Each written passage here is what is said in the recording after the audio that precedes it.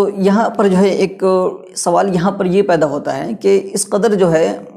ایک طرح سے سمجھیے کہ زمانے کے حالات سے ناواقف شخص کو، جو نااہل ہیں ایک اعتبار سے، تو ایسے لوگوں کو جو ہے ہم قاضی کیوں بناتے ہیں، یا ایسے لوگ اگر قاضی بنا دیا جائے، ہم پر تھوپ دیے جائیں، تو پھر اس وقت ہم کیا کریں پھر؟ کیونکہ یہ سوال اس لیے پیدا ہوتا ہے کیونکہ یہ اجتماعی مسئلہ ہے، رمضان ہو، روزہ ہو یا عید ہو، یہ اجتماعی مسئلہ ہے۔ تو اجتماعی مسئلے میں ہمیں اجتماعیت کو برقرار رکھنے کے لیے ہم کیا کر سکتے ہیں اس میں؟ دیکھیے، جو سوال آپ نے کیا ہے یہ بہت اہم سوال ہے، اور ان سارے سوالات کی بنیاد وہی ہے جو آپ نے پہلے کہا کہ آج چونکہ اسلامی حکومت نہیں ہے، اسلامی نہ حاکم ہے نہ قاضی ہے، اصل جس کے پاس اختیار ہوتا ہے، نہ بے اختیار مسلمانوں کا حاکم ہے نہ بے اختیار مسلمانوں کا قاضی ہے۔ اب ایسی صورت میں تو ہر آدمی اپنی بزوم خیش ہر آدمی بنا ہوا ہے قاضی، تو پبلک نے قاضی بنایا نہیں کسی کو، لوگ خود تسلط کر کے قاضی بنے ہوئے ہیں۔ اچھا، اب ایک تو خود سے لوگ قاضی بنے ہوئے ہیں، پبلک نے نہیں بنایا۔ دوسری بات یہ ہے کہ ہمارا جو ہندوستان ہے مختلف مسالک کا گہوارہ ہے، مختلف مذاہب کا گہوارہ ہے، اسی طرح مختلف مسالک کا گہوارہ ہے، تو اب ہر مسلک کے الگ الگ قاضی ہیں۔ دوسرا مسئلہ یہاں پہ یہ پیدا ہو گیا، سب سے بڑا پیچیدہ مسئلہ ہو گیا کہ ایک تو لوگ قاضی بنے ہوئے ہیں، اور پھر یہ کہ ہر مسلک کا الگ الگ قاضی ہے۔ اچھا، آج سے 10 سال پہلے تک تو یہی بیماری تھی کہ ہر مسلک کا الگ قاضی ہے۔ دیوبندی قاضی نے کہہ دیا کہ چاند ہو گیا، اور بریلوی قاضی کہہ رہا چاند نہیں ہوا، جی، شیعہ قاضی نے کہہ دیا چاند ہو گیا، اور اہل حدیث کا قاضی کہہ رہا چاند نہیں ہوا۔ تو آج سے 10-15 سال پہلے تک یہ مسئلہ تھا۔ اب ایک دوسری بڑی مصیبت، دوسری بڑی بیماری پیدا ہو گئی ہے، وہ یہ ہے کہ ہر مسلک میں 4 قاضی ہیں، کہ بریلوی مسلک کے تاج الشریعہ والے قاضی نے اعلان کر دیا، اور بریلوی مسلک کے اشرفیہ والے قاضی نے اعلان نہیں کیا۔ یہ ایک مثال کی بات کر رہا ہوں، ورنہ اس کی ضرورت نہیں ہے۔ تو ایک مسلک میں 4 قاضی بنے ہوئے ہیں، تو یہ ظاہر سی بات ہے، جب ایک مسلک میں 4 قاضی بنے ہوئے ہیں اور ہر قاضی کا ایک معیار اپنا الگ الگ ہے، تو اس سے کتنے مسائل ہیں، اور یہ مسائل رہیں گے، اس کے حل کرنے کی کوئی خاص سبیل نکلتی نہیں ہے، الا یہ کہ جو اکابر علماء ہیں، مختلف مسالک کے جو اکابر علماء ہیں، جب تک ان کو اس بات کا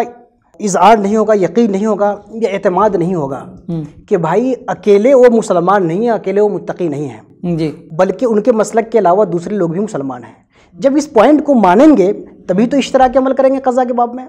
چونکہ جب وہ سیدھے سے اپنے مسلک کے علاوہ جو لوگ دوسرے مسلک والوں کو مسلمان مانتے ہی نہیں ہیں، تو رویت ہلال کے باب میں ان سے اشتراک عمل کریں، یہ تو ممکن ہی نہیں ہے۔ وہ تو کہتے ہیں وہ کافر ہیں، کافروں کی بات معتبر نہیں، ظاہر سی بات ہے کہ دینی بات ہے، دینی بات میں تو مسلمانوں کی بات معتبر ہے۔ تو یہ جو تکفیریزم جو سب سے بڑا کیڑا ہے کہ اپنے مسلک کے علاوہ سارے مسالک کافر، اس مرض سے جب تک یہ امت نہیں نکلے گی، جب تک اس طرح کے اجتماعی معاملات میں آسانی پیدا نہیں ہوگی، وحدت پیدا نہیں ہوگی۔ دوسری چیز، اس تکفیریزم سے نکلنے کے بعد جب تک یہ نہیں ہوگا کہ مختلف علماء ہیں، دیکھیے مختلف علماء ہیں، اور جدید ذرائع ابلاغ کے حوالے سے مختلف ان کے نقطۂ نظر ہیں، اور اگر کسی کی تحقیق کی بنیاد پہ کوئی رائے ہے، کسی کی رائے ہے، تو یہ اس کا حق بنتا ہے کہ وہ اپنی رائے رکھے، ہے نا۔ مثال کے طور پہ کسی بھی مسئلے میں ہمارا ہی آپ کا اختلاف ہو جائے، تو اگر وہ کوئی علمی چیز ہے اور اس میں ہمارا اور آپ کا اختلاف ہو جا رہا ہے، تو ایسا نہیں کہ ہم کوشش کریں کہ زبردستی آپ ہماری مان لیں، یا آپ کوشش کریں کہ زبردستی میں آپ کی مان لوں۔ اختلاف علمی ہو گیا، اس کو گوارا کرنا پڑے گا۔ تو اگر رویت ہلال کے باب میں، ثبوت رویت ہلال کے باب میں،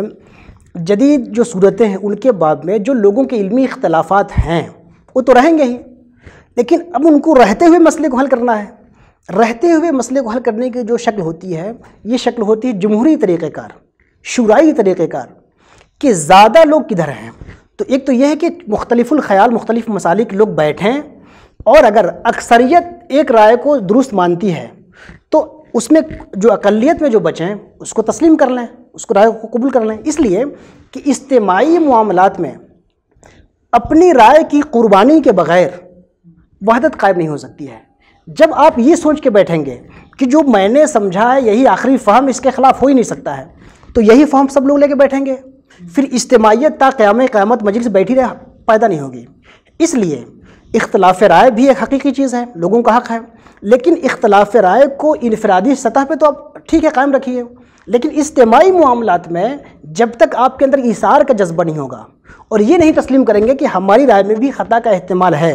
اور یہ تسلیم نہیں کریں گے کہ ٹھیک ہے ہماری رائے تو یہ ہے لیکن اکثریت کی جو رائے ہے ہم اس کی طرف آ جاتے ہیں، تو اکثریت کی طرف جانے کا جب تک رجحان پیدا نہیں ہوگا تب تک اس طرح کے معاملات میں وحدت کی فضا قائم نہیں ہوگی۔ تو میرا خیال ہے کہ ایک تو یہ کہ اگر ہم اس طرح کے معاملات میں اجتماعیت چاہتے ہیں، اسلام کی اور مسلمانوں کی جگ ہنسائی کو ختم کرنا چاہتے ہیں، تو جو پہلا اسٹیپ ہے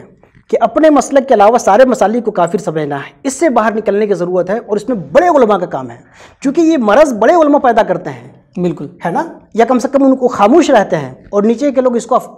ہوا دیتے ہیں، تو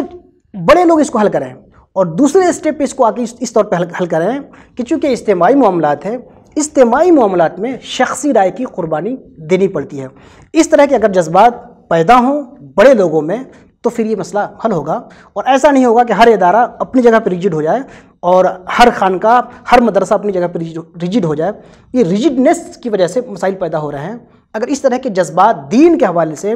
اخلاص کے حوالے سے، اجتماعیت کے حوالے سے اس طرح کے جذبات اگر پیدا ہو رہے ہیں تو امت میں انشاءاللہ وحدت کی فضا قائم ہوگی، حکومت کے بغیر۔